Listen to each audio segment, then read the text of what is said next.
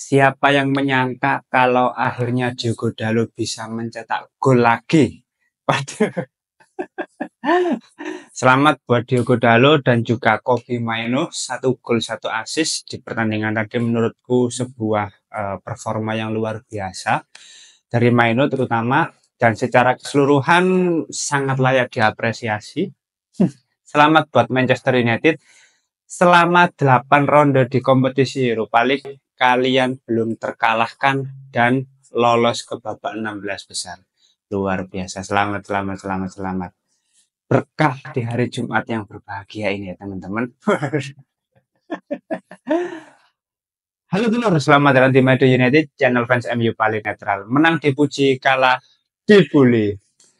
Hari ini kita kembali memuji penampilan dari Manchester United karena di laga saat melawan FCSB, Manchester United menang telak 0-2 di kompetisi Europa League. Luar biasa. Menurutku secara performa para pemain memang sangat layak diapresiasi, tapi bukan serta-merta tidak ada celah atau kekurangan dari para pemain. Memang di pertandingan tadi, ya, selama 90 menit itu Manchester United sangat mendominasi jalannya pertandingan, mulai dari babak pertama sampai babak kedua.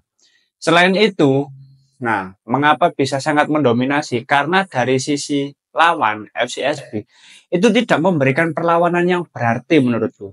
Bahkan para pemain Manchester United ini karena tidak ada tekanan dari lawan, akhirnya sangat nyaman ketika dalam penguasaan bola. Skemanya terlihat jalan gitu loh. Kayak seolah-olah Manchester United ini sedang latihan. Aduh.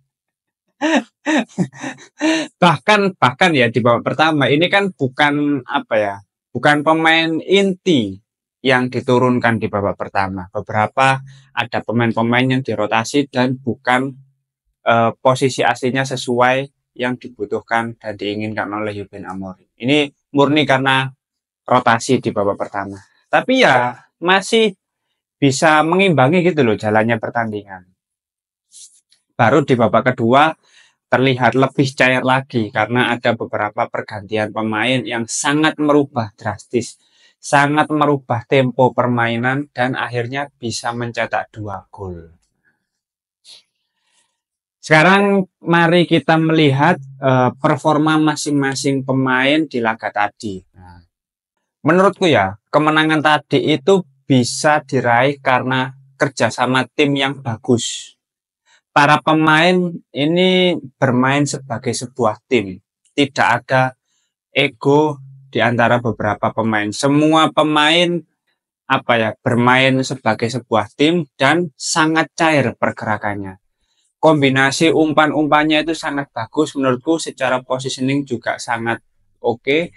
Maka dari itu 2 gol bisa tercipta di babak kedua tadi. Kita lihat dari performa dari Altay Bayindir.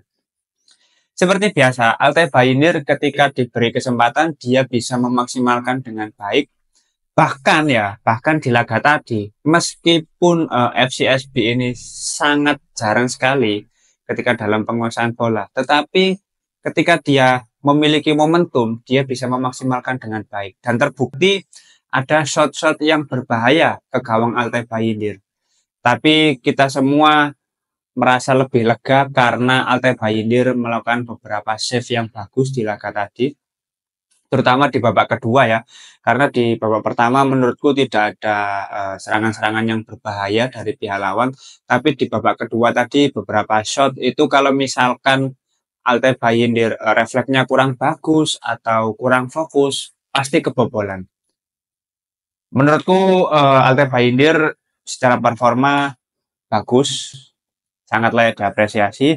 Selanjutnya kalau kita lihat di lini pertahanan, mulai dari Nocer Mazraoui, Matthijs de Ligt, dan Lisandro Martinez cukup solid.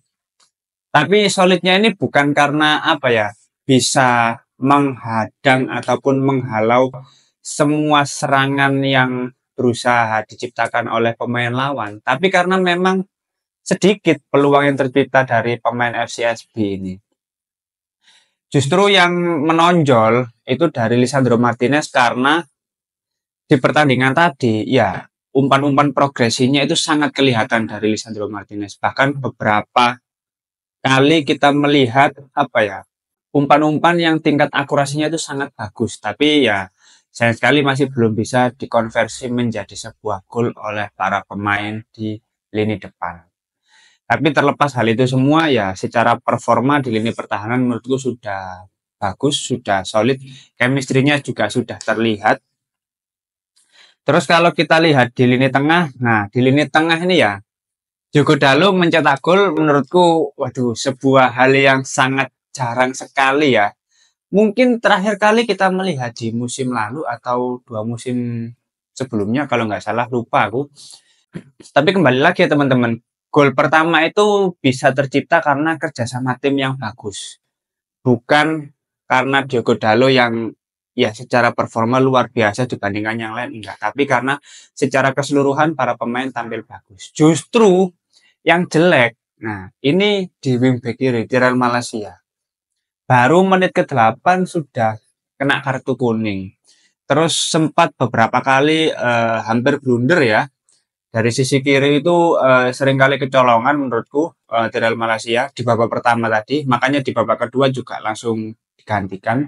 Menurutku ya tadi saat melihat Tyrell Malacia main itu kayak agak was-was gitu loh. Terus jadi kepikiran kapan ya Patrick Dorgu ini segera menjalani laga debut. Maksudku sisi kiri ini terlalu riskan, terlalu beresiko gitu loh. Kalau dipasrahkan kepada Tyrell Malacia seorang gitu loh. Kalau ada Diogo Dalot masih ya menurutku masih lebih bagus dibandingkan Tyrell Malacia gitu loh. Meskipun kadang ya nggak berbeda jauh. Tapi untung saja FCSB-nya yang nggak bagus secara performa tadi.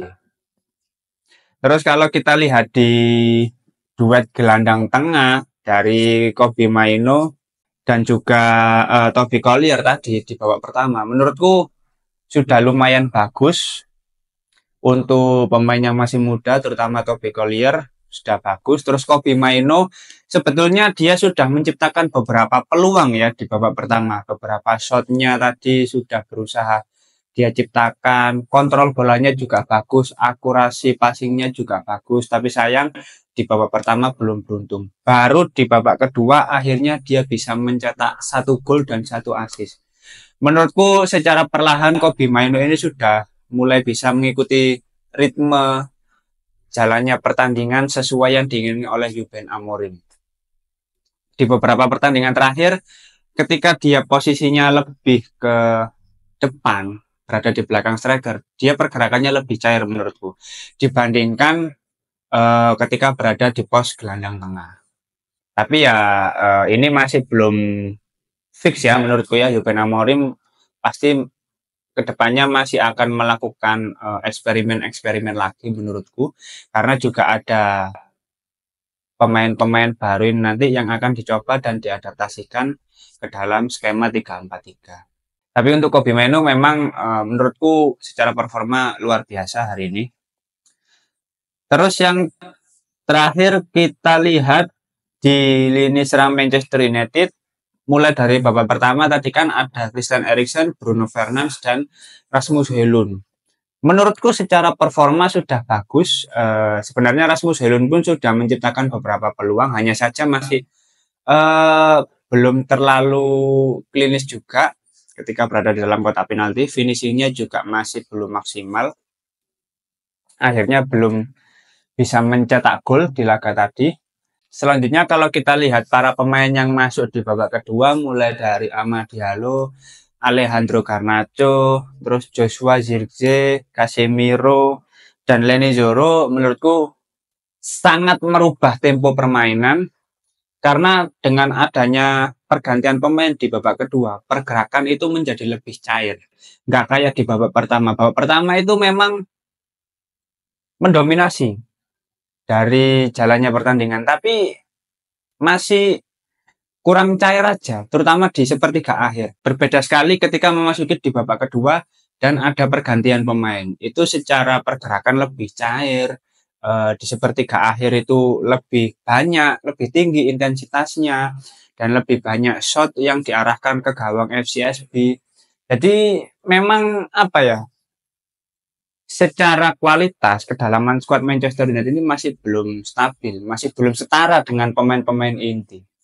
Makanya memang mau nggak mau, karena kompetisinya ini masih padat, ya rotasi-rotasi pemain itu harus tetap dilakukan untuk tetap menjaga kebugaran pemain-pemain inti. Karena kalau pemain intinya sudah cedera, satu aja yang cedera, pasti kesulitan, pasti akan jomplang. Secara gameplay pasti berantakan menurutku. Selanjutnya kita melihat berdasarkan statistiknya. Berdasarkan statistik ini sebetulnya dari sisi apapun Manchester United ini unggul dibandingkan FCSB. Bahkan bisa dilihat ya, dari sisi penguasaan bola saja sudah 69%. Ini menandakan ya memang sedominan itu Manchester United di laga tadi. Dengan XG-nya saja 2,72. Selama 90 menit ada 21 shot ke gawang FCSB. Tapi ya dari 21 shot ini ada 6 yang on target. Itu pun banyak tercipta di babak kedua. Karena di babak pertama itu hanya sekitar 5 atau 6 gitu total shot dengan 2 yang on target. Tapi di babak kedua ada sekitar 15 shot. Itu kan menunjukkan bahwasannya memang di babak kedua itu secara performa lebih bagus. Tempo yang ditunjukkan oleh para pemain Manchester United itu lebih tinggi gitu loh. Terus ada penyelamatan kiper juga dari Altebinder sebanyak 3. Secara keseluruhan memang dari sisi statistik Manchester United lebih unggul. Menurutku di pertandingan tadi para pemain sudah mulai bisa menerapkan skema dari Ben Amorim dengan lebih baik, dan itu terbukti dari 2 gol yang tercipta itu murni dari skema menurutku, bukan karena keberuntungan dan bukan karena skill dari individu pemain. Kita lihat dari gol pertama itu dimulai dari lemparan ke dalam Amad Diallo setelah tendangan bebas dari Bruno Fernandes yang gagal menjebol gawang FCSB.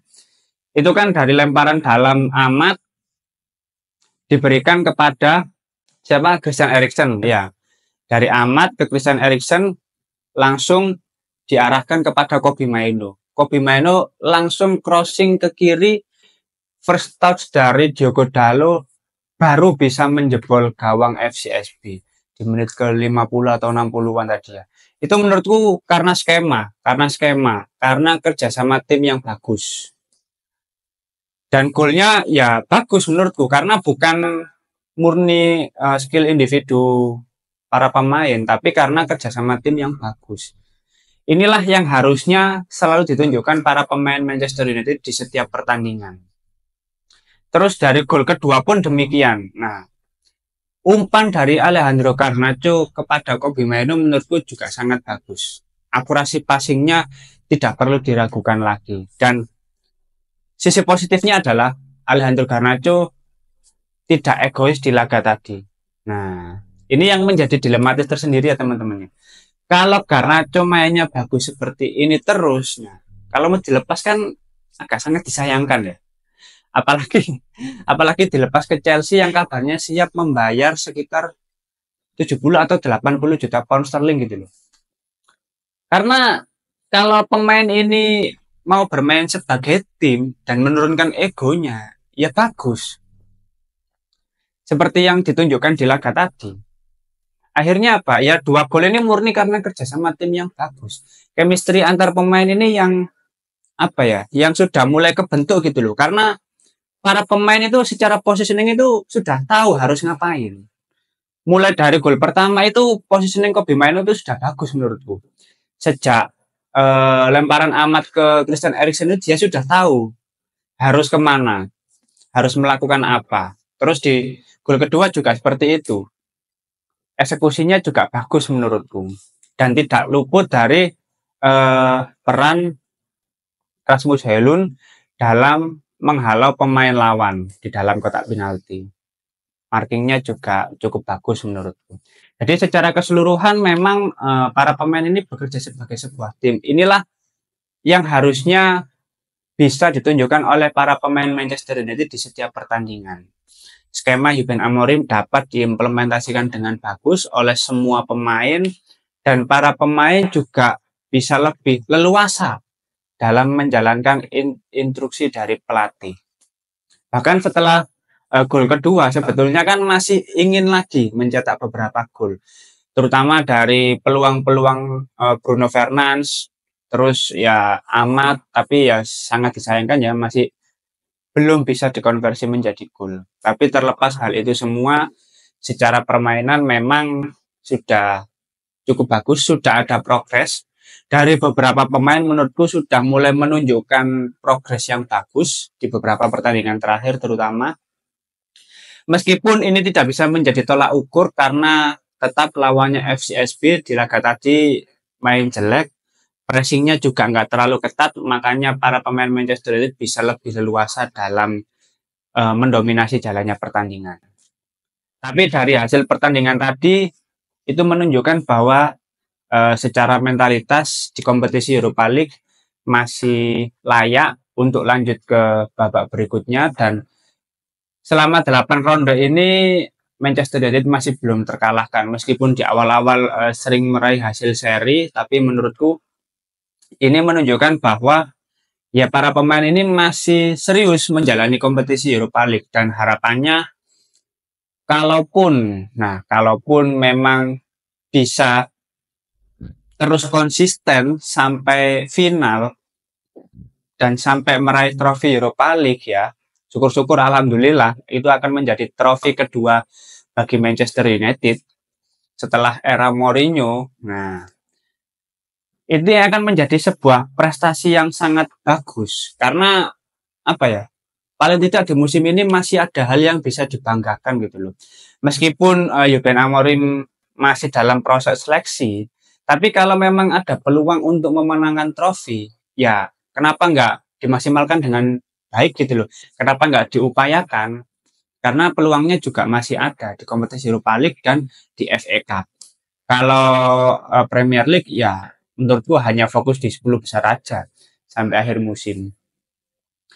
Dan di sini aku berharap dengan kedatangan Patrick Dorgu nanti ketika dia sudah menjalani laga debut bersama Manchester United, beberapa puzzle dari Ruben Amorim ini bisa lebih bagus lagi.